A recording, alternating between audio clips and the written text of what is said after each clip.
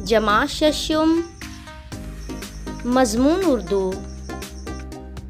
नज़्म नंबर 11, गर्मी। अशार की तशरीह, पार्ट 2। तो चलिए सबसे पहले देखते हैं पहली बात। आजकल अतराफ़ के ज़मीनी और फ़िज़ाई माहौल की ख़राबी की वजह से पूरी दुनिया में गर्मी के शदीद तौर पर बढ़ जाने की शिकायत आम हो गई है। आजकल हम देख रहे हैं कि हमारे माहौल में बहुत गर्मी बढ़ गई है। इसकी वाहिद वजह क्या है? पता है आपको क्या है वजह? वो वजह है पोल्यूशन की वजह से, आलूदगी की वजह से हमें गर्मी जो है बहुत महसूस हो रही है। इस सूरत हाल को आलमी हरारत अफज़ूनी, अंग्रेज़ी में इसे ग्लोबल वार्मिंग कहते हैं।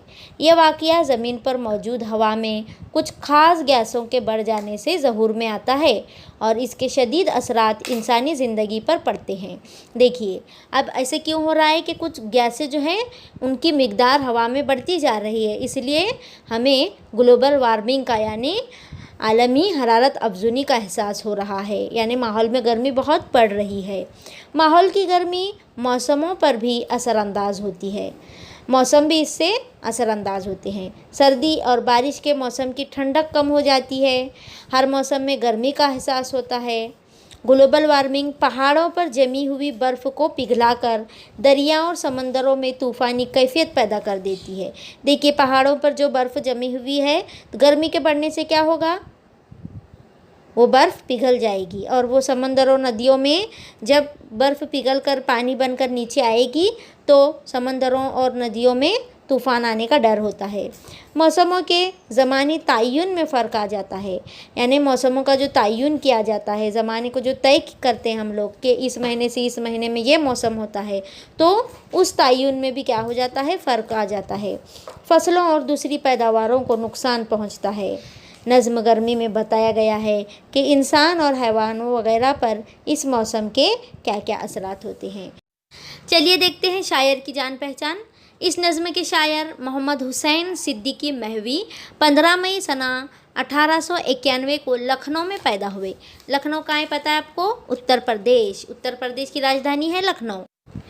उन्होंने इब्तिदाई तालीम घर पर हासिल की, फिर लखनऊ के मशहूर मदरसा निज़ामिया में दाखिल किए गए। यानी इनकी इब्तिदाई तालीम कहाँ पर हुई? घर पर ही हुई, और बाद में उन्हें कहाँ दाखिल किया गया? मदरसा निज़ामिया में। इसके बाद भोपाल आकर उन्होंने फ़ारसी की तालीम मुकम्मल की। देखिए अब कहाँ पर आ गए? लखनऊ से भोपाल। अब भोपाल कहाँ पर है? मध्य प्रदेश में। मध्य प्रदेश की राजधानी है भोपाल। वहाँ आकर उन्होंने फ़ारसी की तालीम मुकम्मल की। उन्होंने सहाफ़त को अपना पेशा बनाया और तर्जुमे का काम भी किया। देखिए बच्चों, इससे पहले भी मैं आपको बता चुकी हूँ, सहाफ़त करना यानी अखबारात में कॉलम वगैरह लिखते हैं ना, उसे सहाफ़त का पेशा कहते हैं। और उन्होंने तर्जुमे का भी काम किया, यानी किसी दूसरी ज़ुबान का तर्जुमा अपनी ज़ुबान में करने का काम उन्होंने किया। फिर कानपुर के एक मदरसे में मुदर्रिस रहने के बाद वो मद्रास पहुँचे और वहाँ यूनिवर्सिटी में लेक्चरर हुए। यानी अब देखिए वो पहले उत्तर प्रदेश से होते हुए भोपाल में आए। भोपाल में उन्होंने अखबारात में लिखने का काम शुरू कर दिया, तर्जुमे भी करने लगे। फिर कानपुर के मदरसे में मुदर्रिस रहने के बाद, मुदर्रिस यानी एक टीचर रहने के बाद मद्रास पहुँचे। मद्रास यानी चेन्नई आए और वहाँ की यूनिवर्सिटी में लेक्चरर हुए, यानी कॉलेज को पढ़ाने वाले को लेक्चरर कहते हैं। उनका इंतकाल 19 नवंबर सना 1975 को भोपाल में हुआ। और इंतकाल कहाँ हो गए? भोपाल में। महवी सिद्दीकी ने बच्चों के लिए बहुत सी नज़में लिखी हैं जो बालक बाग के नाम से शाया हुई हैं। शाया होना यानी छपना। उनकी नज़मों के मजमूए का नाम क्या है? बालक बाग। चलिए बढ़ते हैं अशार की तशरीह की तरफ। क्या ही गर्मी पड़ रही है आजकल, कल नहीं मिलती किसी को एक पल।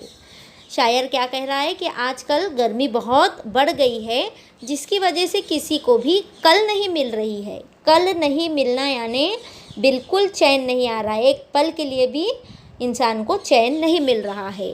गर्मी का क्या हाल है? तप रही है रेत पत्थर गर्म हैं, घर की दीवारें छतें दर गर्म हैं। यानी इतनी तेज़ गर्मी है कि रेत जो है उससे तपने लगी है, गर्म हो रही है। तपना यानी गर्म होना। पत्थर भी क्या हो चुके हैं, गर्म हो चुके हैं। घर की दीवारों का क्या हाल है, दीवारें रहने दो, छतें रहने दो, या घर के दर, दर यानी दरवाजे, सब के सब क्या हो चुके हैं, गर्मी से, धूप से गर्म हो चुके हैं। लू कुछ ऐसी गर्म झुलसा दे हमें, धूप ऐसी तेज़ पिघला दे हमें। यानी गर्मी में जो हवा चल रही है, कैसी है हवा, वो लू वाली, यानी बहुत गर्म है, और जो हमें झुलसा रही है। झुलसाना यानी जला देना, जिससे हमारी जिल्द जल रही है। इतनी तेज़ धूप है कि ऐसा लग रहा है कि हम अब क्या हो जाएंगे, धूप के मारे पिघल जाएंगे। सैर को बागों में कोई जाए क्या, चल रही है गर्म शोला सी हवा। यानी इतनी गर्म हवा चल रही है शोले की तरह कि सैर को बागों में जाने का, गार्डन में जाने का मन नहीं कर रहा है। होता है छिड़काव अक्सर शाम को, सहन में ठंडक नहीं है नाम को।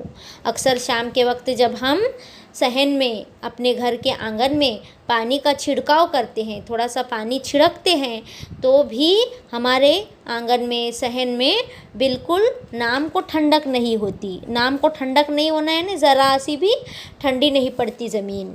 लो इधर छिड़का उधर सूखी ज़मीन, क्यों न हो दिन भर की प्यासी थी ज़मीन।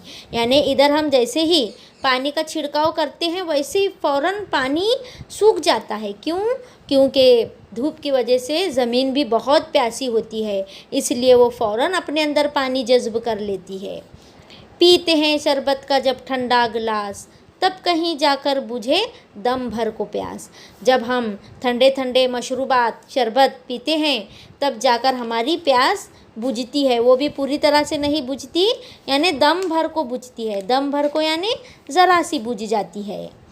हर बिछोना चार पाई गर्म है, चादरें तकिए रज़ाई गर्म है। गर्मी का ये हाल है कि हमारा बिस्तर, बिछोना यानी बिस्तर, चारपाई यानी पलंग, ये भी गर्म है। हमारे ओढ़ने की चादरें, तकिए, बिछाने की चादरें, रज़ाइयाँ, सब के सब गर्मी से क्या हो चुकी हैं, गर्म हो चुकी हैं। अब शायर का हाल क्या था, हम रहे बेचैन आधी रात तक, तब कहीं मुश्किल से झपकी है पलक। यानी शायर गर्मी की वजह से उन्हें नींद ही नहीं आ पा रही थी, इसलिए रात भर जागते रहे। मुश्किल से उनकी थोड़ी सी पलक झपकती है, यानी उन्हें सिर्फ ज़रा सी ऊँघ आती है। नदियाँ सूखी हैं, नाले खुश्क हैं, खेत और बागों के थाले खुश्क हैं। गर्मी का ये हाल है कि नदियाँ सब सूख कर क्या हो चुकी हैं, खुश्क हो चुकी हैं, सूख चुकी हैं। नाले खुश्क हो चुके हैं, खेत भी सूख चुके हैं, यहाँ तक के बागों के थाले। अब देखिए, थाले किसे कहते हैं, दरख्तों पौधों के गिर्द वो गड़े जिनमें पानी भरा होता है, उसे थाले कहते हैं। तो वो थाले भी क्या हो चुके हैं, खुश्क हो चुके हैं, सूख चुके हैं। सूख कर कांटा हुए हैं जानवर, है बला की प्यास गर्मी इस कदर। यानी गर्मी का ये हाल है कि जानवर क्या हो चुके हैं, प्यास के मारे सूख कर कांटा हो चुके हैं। है बला की प्यास, यानी इतनी गर्मी की शिद्दत बढ़ गई है कि बला की प्यास लगने लगी है, यानी बहुत ज़्यादा प्यास लग रही है, जिसकी वजह से जानवर भी सूख चुके हैं। तप रहे हैं आग से सारे पहाड़, जल रहे हैं धूप के मारे पहाड़। पहाड़ों का गर्मी से क्या हाल है कि सारे पहाड़ तप रहे हैं। तपना यानी बहुत गर्म हो जाना, जलना यानी भी यहाँ इसका मतलब हम क्या लेंगे, धूप की वजह से बहुत ही गर्म हो गए हैं। दूर हो अल्लाह ये गर्मी कहीं, मी ना पड़ जाए तो कुछ तर हो ज़मीं। आखिर में शायर अल्लाह ताला से दुआ मांग रहा है कि अय अल्लाह ताला, इस गर्मी को जल्द से जल्द क्या कीजिए, दूर कीजिए और मीना बरसा दीजिए। मीना बरसाना, मीना पड़ जाना यानी बरसात। मीना का मतलब होता है बरसात।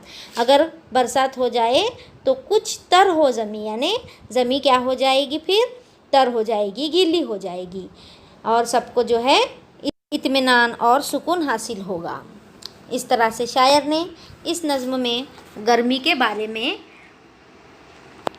अपने ख़यालात का इजहार किया है।